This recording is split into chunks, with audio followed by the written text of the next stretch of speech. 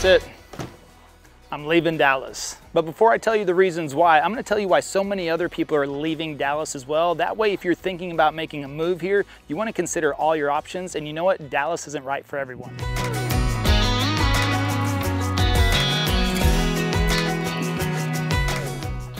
Now, Dallas-Fort Worth has just taken over as the main populated city in all of Texas and the 4th largest in the United States, and projecting to take over Chicago possibly by 2030, which is a pretty big deal. New York, LA, Chicago have remained at the top 3 for a long time, but we do have a lot of influx of people coming from California, New York, Illinois, Washington State, but at the same time, we have a lot of people that have lived in Dallas making their move out. But are they leaving Dallas completely? Well, not really. They're actually moving up to the suburbs. But now it's been at a lot faster rate than we've seen before, upwards of around 15,000 just between 2020 and 2021. So why are people making their move to the suburbs initially? Well, home affordability could be one of those options. You can find much lower prices up in the North Dallas suburbs. We've documented this in several of our videos, like the top 7 suburbs and the top 6 underrated suburbs in the Dallas area, and you can get down in the low 300s, sometimes even under 300,000 for brand new construction. That is going to be nearly impossible to find in the entire Dallas area. And we're just seeing the growth of these North Dallas areas happen more and more, as far as if you look at Prosper and Celina, the growth has happened just within the last couple of years between 35 to 150% increases. And even somewhere like Anna, which is a little bit further north of even North Dallas, you know, they were planning to reach a certain number of population, actually the population they're at right now, by 2030. And so now they've actually tripled that expectation to take place from around 30,000 to 85,000 by 2030, just based on the amount of people that are making their move to the suburbs. And of course, one of those other main reasons of people making that move is not just for home affordability, but because they're starting families. Again, one of my biggest motivations. You know, having a son on the way myself, then it's something that probably not a big deal. I think you could hang out. I mean, a lot of people look at the school systems and they prefer to be in some of these northern Dallas areas, which have very well established sports programs and academic programs, maybe more so than downtown Dallas ISD or around the surrounding areas. Now, in the Dallas area, you do find pockets of really highly rated schools, but you'll want to go online and check those types of ratings. But I've got a ton of friends and family that raise kids down in the Dallas area, and they typically stick out there because they work or their job is located around Dallas. They don't want to be stuck in traffic all the time. So despite home prices, despite school districts, depending on where you're at, then they're willing to work through some of those things. Now, a lot of people opt in for private schools, so that is an option as well if you're going to stay in the Dallas area. But most people prefer not to pay 15, 20, or 25,000 a year for private school, and they know they can move a little bit north, and according to online and ranking systems, you're going to find some much more favorable rated schools. Plus, if you look at high school football,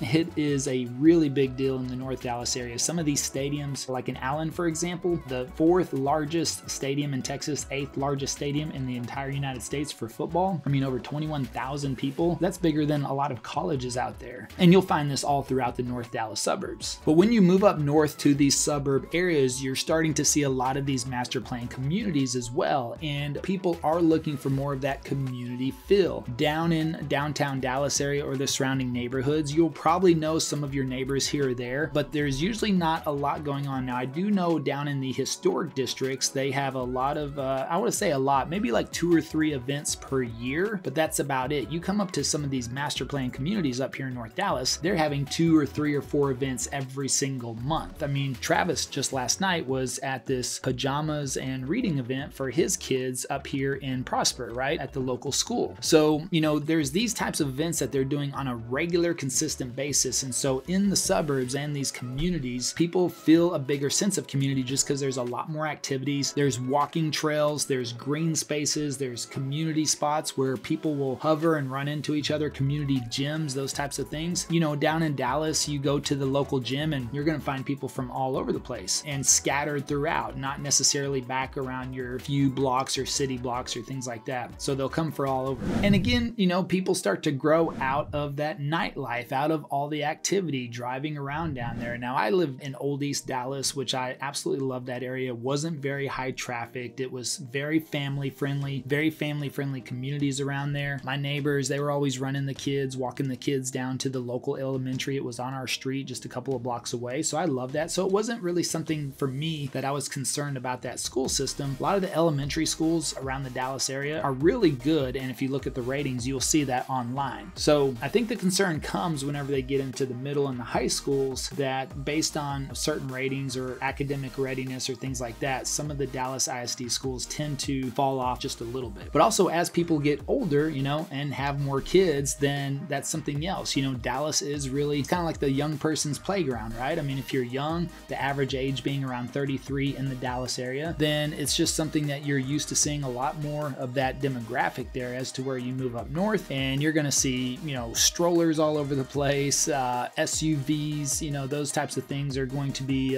very common around the area. The parks are always going to be filled up, kids running all over the place. And again, this does happen down in Dallas, so I don't want to make it sound like Dallas is terrible. Actually, crime has been going down significantly in Dallas, and this is something that the Dallas Police Department has really been cracking down on, especially violent crimes, things like that. So they're bringing it down, which is really cool. And that's what I do love about Dallas as a whole and as a city compared to the other ones like Austin, Houston, San Antonio, is they tend to lean a little bit more on the lenient side when it comes to those things. Plus they're closer down south, so they have a whole nother set of issues that they've got to deal with. But as people do get a little bit older and more kids, they are usually looking for a little bit slower pace of life, and they're looking for somewhere where they can move into. Plus, with all the new construction that is happening up in the North Dallas area, they're looking for something new. I mean, for us, it seems like all the phone calls are for new construction. My house down in Dallas is a 100-year-old home. I love that type of stuff. If I make my way back down to Dallas, which could be a possibility, I will typically buy a much older home, a historic home. I would love to modernize it or bring it up to date, of course, but you're going to see me in one of those neighborhoods, Lakewood, M Streets, Park City, somewhere down there. If I were to move back to Dallas, that's where I would go. And I know the school districts in those areas are really good. So again, you're going to find pockets here and there. That's something to keep in mind. But right now, your dollar goes a lot further whenever it comes to home buying power up in the North Dallas area, and finding new construction for less than $300,000 is not going to happen, except maybe you might find a condo or a townhome for that in the Dallas area. And that's the other thing, is that not a lot of single family new construction unless it's custom. You know, if there's any lot open around Dallas area, they're either putting up apartments or condos or townhomes, right? They're trying to pack as many units as possible on a little space. So this is something that a lot of those single family residences and communities don't like down there, is that a home will get knocked down, and then all of a sudden, next thing you know, you got 6 condos built right in the middle of your neighborhood. That's not going to happen in these master plan communities up in North Dallas. They're all run by HOAs and, you know, different zoning and things like that. They have different sections for multifamily or apartments or townhomes in these master plan communities, like Windsong Ranch, for example, in Prosper, almost 2,500 acres, but they have whole sections dedicated to apartments and to single family, or townhome or apartment style homes, condos, and also some garden homes, you know, that are more like single family homes, but they're still connected. Now in Dallas, again, depending on where you're at, we see it all the time. It's like cool little house, cool little house, cool little house, boom, 6-unit complex, cool little house, 9-unit complex. And so they can cram quite a bit, because down in Dallas, you can find some bigger lots. You know, a lot of these old homes, like my historic home, had a pretty good sized lot. Smaller home, but really nice lot. You could easily probably fit a 6 or 9-unit complex on that lot. And of course, that is always a battle back and forth between the residents of those local areas. But then you look at remote work as well. This is another reason why people are making their move outside of the Dallas. A lot of people have felt trapped, and this is what we're seeing with LA, New York, DC, these areas where people have not had the freedom to leave there because of their businesses. And in 2020, when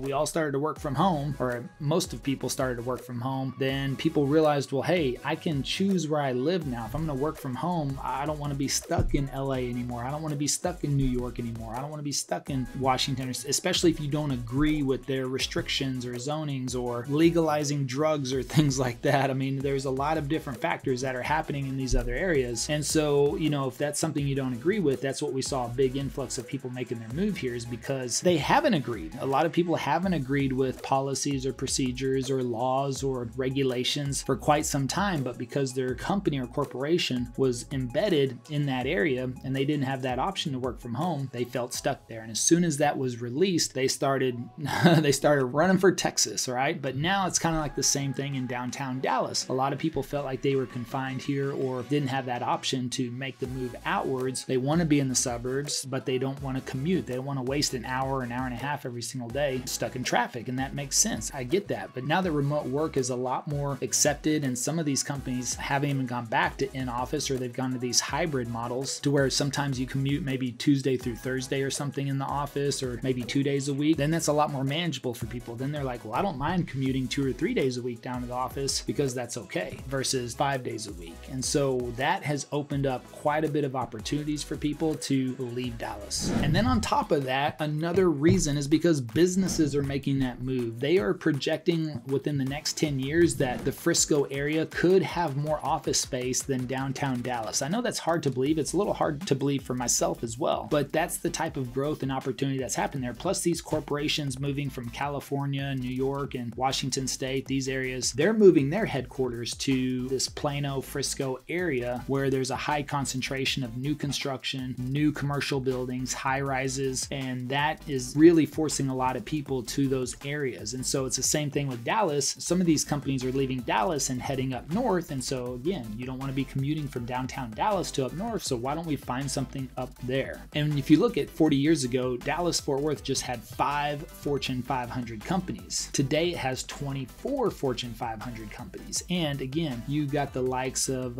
yes, Elon moved a lot of Tesla over to the North Austin area, but still some of these major tech companies are making their move into Dallas. And locally you have companies like Toyota, Liberty Mutual, Pizza Hut, TD Ameritrade, Fidelity. You know, a lot of these companies are moving out here in the suburbs, finding these areas where they have a little bit more space or they can build just a little bit cheaper than down in Dallas. But not only on the housing side for purchasing, I mean, renting is also getting a lot more expensive in Dallas. So you can go up north and find that they're building a lot of apartment complexes as well. And so therefore the rent is going to be a little bit cheaper, and you might get an extra bedroom or an extra 100 or 200 or 300 square feet on top of that whenever you move up north. Plus the amenities and the common areas that they're building in these apartments up north are second to none. The gyms, I mean, again, they've got a little bit of room to grow. They've got a little bit of room to expand. So when they're building these new apartments up north, they're really adding on all the nice touches that just make it a lot more appealing. And again, if somebody's company has moved up there, they don't want to buy right away, they're going to find some cheaper rents. And the cost of living is slightly higher than the national average in Dallas, but in downtown Dallas, almost 60% of its residents rent.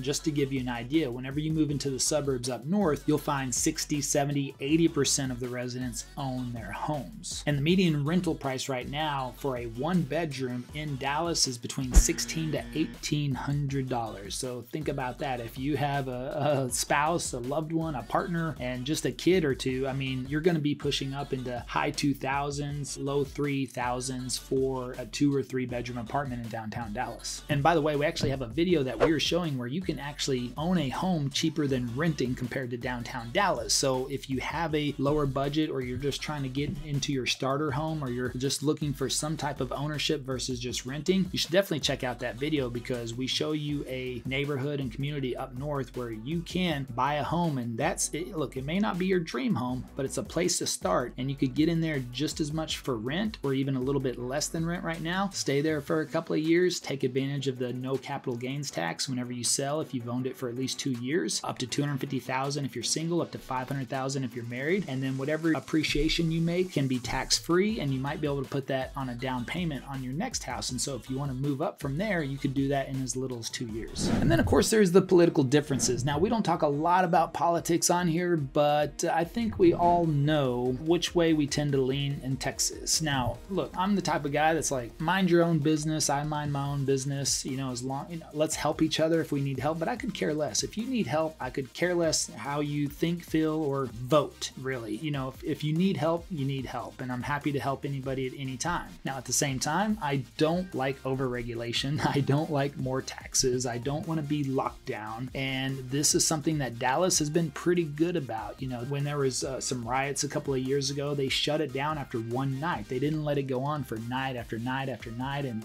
you know, didn't let people take advantage of that by setting things on fire or burning things down. They shut it down after one night. They let people come out and protest what they wanted to protest, but then they said, all right, time to go home. You know, you said your piece, and before it gets out of control, we're gonna put it into that. The Dallas mayor actually just flipped parties. It's been typically run by Democratic Party most of the time, and you know, there's still a lot of council members and things like that that are on the Democratic side, but the mayor just actually flipped from Democrat to Republican, and he just said that he doesn't agree with the majority of those Democratic policies anymore. Now he's doing things like supporting the police department significantly, and that is what's led to the decrease in crime in the Dallas area as a whole. But as people move up north, you are going to find more conservative leaning people. And again, conservative just means that, in my opinion, it's just like, we want to be normal, spend less than we make, use less than we make, and have a little bit left over for savings or other people or things like that, whatever the case may be. But otherwise, we want to conserve what we have, right? We want our certain way of life, and we just want to go to work, provide for our family, have a good time, go on vacation from time to time, and that's really it. We don't want to restrict anybody in their beliefs. You know, I say let them do what they want to do as long as it doesn't harm anybody else. But you know, that's just mainly our opinions. When you're in the city center, you're going to find a lot more people left-leaning. You move up north to the suburbs, these communities, you're going to find a lot more people right-leaning. And so that's another issue, that even though I think Dallas, downtown Dallas, the city, although mostly left-leaning, is still pretty good. They haven't let homelessness get out of control. They're not allowing drug use all over the streets. They're not allowing craziness happen around town. I mean, it's a really nice city. I love to go downtown, hang out. I think it's nice and clean, some really good spots. I feel safe there. There's not really major problems in downtown. You don't have to worry about that sort of thing, in my opinion. But of course, there are a few areas, and if you're going to be out past midnight in certain areas of Dallas, whenever you're hitting up the nightlife, of course, you're opening yourself up to any of that type of exposure. But again, most people that are getting a little bit older or having families or kids, they're not into that stuff anyways. And so they're like, I would rather just move up north where most of that is pretty much gone, and I don't have to worry about it so much. So again, it's just something that based on your political belief as well, you know, the northern area, or the suburbs, I should say, in general, it doesn't just relate to northern, but when people are coming to us from California, New York, Illinois, Washington State, they're typically escaping those types of things. They're like, I'm tired of the regulation, the taxation, the restrictions, teaching certain things in schools, all of that. That does matter. And this is something that I know families take very seriously up here, the curriculums, all those types of things, especially what's being taught in the kids' schools and things that they're being exposed to. And so that's it, you know, that is something else. That is a big reason why people are moving out of Dallas, leaving Dallas, and making their way up north. Now let me give you my reasons why. Hold on a second. All right. Let me give you my reasons why I left Dallas, and to tell you a little bit of a secret, I've actually already left Dallas. I'm here, you know, at the new house. First of all, got the new studio, really the new office, and this is just something that I've always just loved. I've loved home offices. I've always loved just working from home. Not all the time. I love to be out in the field. I love meeting with clients. I love showing homes, but you know, at the same time, whenever I'm at home, I've just always liked a cool little office environment. So this time I really went all out, decked it out. I'm a big fan of books, so I've got my bookshelf back there, and Cammie helped me organize this to make it look really, really nice. Otherwise, I just had a bunch of things thrown up there. But you can see I got a lot going on back here as well, the whole setup. But to have this office space, which this is one of the reasons why I left Dallas, was to get a much bigger house for less price. This home right here would be probably about $1.5, maybe even $2 million if it was down in Dallas where I was at. It's over 3,500 square feet, 4-bedroom, 3.5 bath, and the office, the individual office, and I have my own movie room as well. But you can see here, beautiful big kitchen, love it. Room for a large dining area to seat 8. You can see here, open concept all the way back through the living room, and you know, huge huge vaulted ceilings, beams up there as well. And so I just love the open concept whenever we host parties, entertain. It just allows people to be in the kitchen area, in the dining area, in the living room. We put on the game, you know, Cowboy season right now. We're looking pretty good. Actually, we still have the football towels hanging up from the last game, but that's okay. We're having another one this Sunday coming up. 'Tis the season, but yeah, you come through here and you have we have a guest room right through here. I'll actually walk you in there. We just had a guest though, and I'll show you nice little guest room throughout here and on the first floor, and I'll show you this. Well, we got to clean up. We just had a guest stay over here, so hello. Got to get cleaned up in there, but I love having guests over and entertaining. And then I got to show you the movie room. But if you're wondering why I got this house and I moved up here, and that's mainly because, a little dark in here, but I'll turn on this light, and we got the movie room. So nice big screen TV up there, nice large couch, lounge area, and this is pretty cool to come here especially if you want to watch something during the day. then you know, no windows in there makes it nice and dark to watch that movie. Nice mud area. We got a 3-car garage, actually a 2-car garage and a single separate car garage, and of course upstairs play area, additional office. But yeah, one of the reasons I did make that move is we are expecting, you know, come time, got a baby on the way. And also, you know, this is a neighborhood where we do a lot of work up here. I mean, 98% of our business is in North Dallas. Even though we're the Living in Dallas, Texas team, I absolutely love Dallas. Just everybody that gives us a call wants to move up here to the northern suburbs. So I was always up here with clients, showing homes, filming properties, and I just thought, you know what, why not be up here? But also, Travis bought in this same neighborhood, and since we're business partners, best friends, families, hang out all the time, you know, it's just pretty cool. Something I've always wanted to do is just live in the same community as one of my good friends, and I think that's a great opportunity. So, but we know schools are not in our near future, a little bit of the distance future, but that's okay as well. We want to be settled in to a nice neighborhood, a nice community, and have all of that established, so whenever the time comes, we can just make that transition instead of waiting like right before the kids go into school. So that way we have time to meet people, get acclimated, do those types of things. So those are the important things to us, and I think that's just something that a lot of people, when they're making that move over here to the Dallas area, they want to be in these northern areas where a lot more new construction. Plus, this, I bought at the right time. That's another one of those reasons, is I bought this during the winter, you could say, of this last year, whenever seasonality is at its usual all-time low for that year. Now, I got the builder to give me $50,000 off the price of the home, as well as we did a 2-1 buy down. So I got my rate 2 percentage points less than what at the current market. So this house currently at a 5% interest rate, and $50,000 off the price. That's the thing about this market right now, is you have room to negotiate, even though it's a seller's market on paper, because the inventory is so low.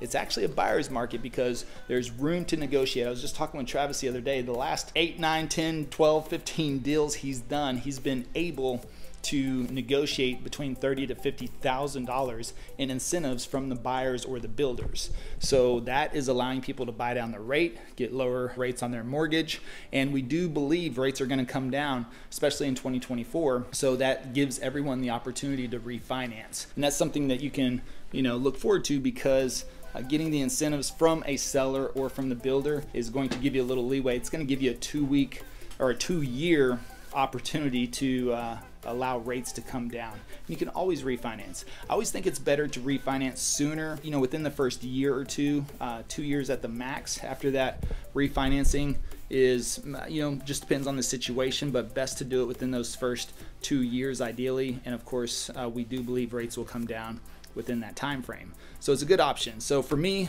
it was a lot of different reasons, mainly because got a kiddo on the way, so super excited. It's a boy, by the way, and we're gonna name him Lucas. And so, you know, that's something I'm very excited about. Took me a little while, but finally got there, and it's just a new chapter. But love this community. Up here, we're a little bit north of Frisco, around that area, Frisco, Prosper area, and the community is great, access to everything. It's close to where I do a majority of our work, and overall, it's just a good fit for us. So the main thing is that if you're considering this move as well, feel free to reach out, give us a call, shoot us a text, or send us an email. All of that information is in the description box below, and we hope to just have a conversation and talk through your situation, see if it is the right time for you and your family. And of course, until next time, well, we hope to show you around town.